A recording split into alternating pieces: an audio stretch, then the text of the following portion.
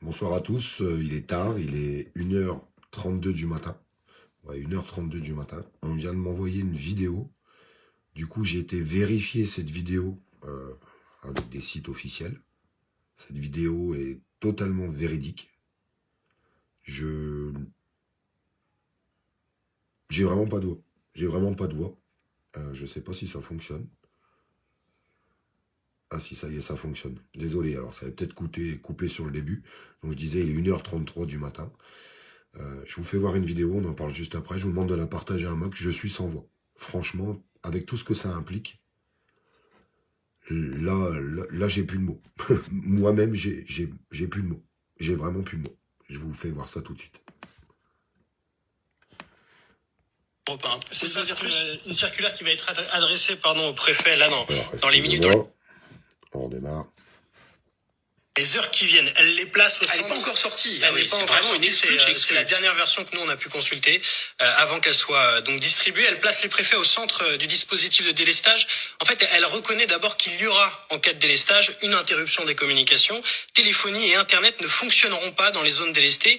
Et ce qu'on peut lire dans cette dernière version de la circulaire, c'est que Elisabeth Borne va adresser les préfets pour qu'ils organisent la situation de crise. Ça confirme notamment que coupure de téléphonie veut dire coupure de tout moyen de joindre les services de secours. C'est précisé noir sur blanc dans cette circulaire. Le 15, le 17, le 18, ils seront injoignables. Ce que dit cette circulaire, c'est que tout est fait pour que le 112, qui est le seul numéro d'urgence finalement qui utilise toutes les antennes, peu importe l'opérateur. C'est sur le 112 que les efforts sont concentrés, numéro interopérateur, mais le document n'assure pas non plus que ce numéro sera joignable si l'on est présent dans une zone délestée. Ce qu'on comprend aussi, et c'est très intéressant, c'est que les coupures qu'on nous avait promises pour durer 2 heures au maximum, elles pourraient durer plus longtemps. Ça s'explique par des moyens techniques. Une antenne relais qui est coupée de toute alimentation électrique, elle ne redémarre pas automatiquement quand le courant revient. C'est aussi compliqué finalement. C'est compliqué parce qu'elles préserver le réseau de téléphonie mobile. Elles ne sont pas faites, le réseau n'est pas fait pour être interrompu. C'est un problème technique. D'abord, il couvre tout le territoire. On a 50 000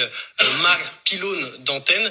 Et sur ces antennes, parfois, vous avez plusieurs antennes relais. C'est pour ça que le chiffre du nombre d'antennes relais est beaucoup plus important. 60 000 pylônes, 97 000 antennes relais. C'est ça. Et donc, difficile d'isoler chacun de ces pylônes. Bien tout sûr. est maillé, tout est relié. Il y a aussi des sites nodaux qui sont des sortes de carrefours qu'il faut surtout pas toucher parce que si eux sont délestés, eh bien c'est plusieurs antennes d'un coup qui sont coupées. Vous avez une liste des sites prioritaires qu'on voit ici. C'est un arrêté qui date de juillet 1990. Ça donne les sites que l'on ne peut pas couper parce qu'ils sont vitaux pour la nation. Alors on peut citer ces sites en fait. La défense, la production d'électricité, les hôpitaux, les prisons.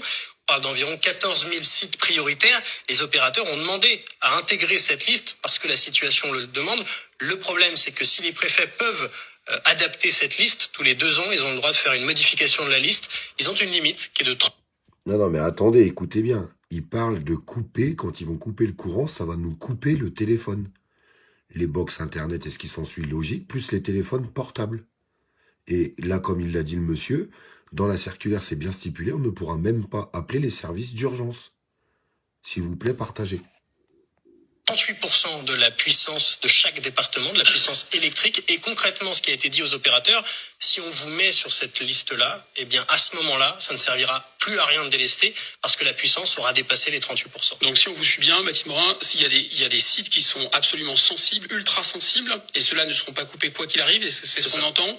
Mais en revanche, les opérateurs téléphoniques, eux, voilà, ils pourraient, et nos portables pourraient, enfin, les portables des citoyens qui se trouvent dans des zones non couvertes, pourraient cesser de fonctionner. Ce qu'on imagine, c'est que comme on a avec les conséquences, on se dit qu'on a de la batterie et donc on pourra passer des appels. Le problème, c'est qu'une antenne relais qu'on utilise à chaque fois qu'on fait quelque chose avec son téléphone, elle a besoin de courant. Et s'il y a plus de courant, eh bien, elle fait pas partie des sites préservés de tout délestage.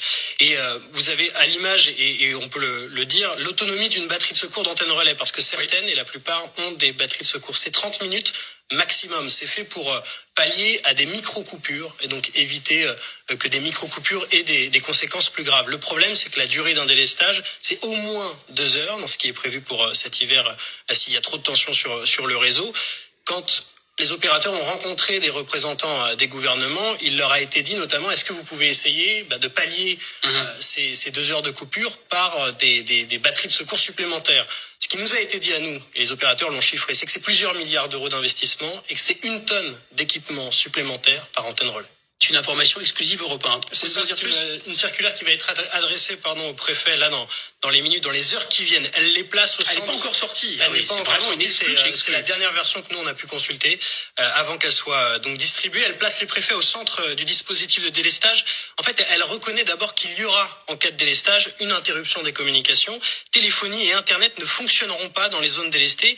Et ce qu'on peut lire dans cette dernière version de la circulaire, c'est que Elisabeth Borne va adresser les préfets pour qu'ils organisent la situation de crise. Ça confirme notamment que coupure de téléphonie veut dire coupure de tout moyen de joindre les services de secours. C'est précisé noir sur blanc dans cette circulaire, le 15, le 17, le 18.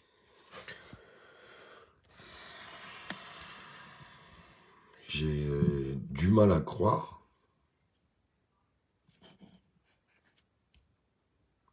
qu'il puisse aller jusque-là. On fait quoi? Je change, c'est mieux. Ouais. Tu vas y dormir, tu restes comme tu veux. Le téléphone, il parle tout seul.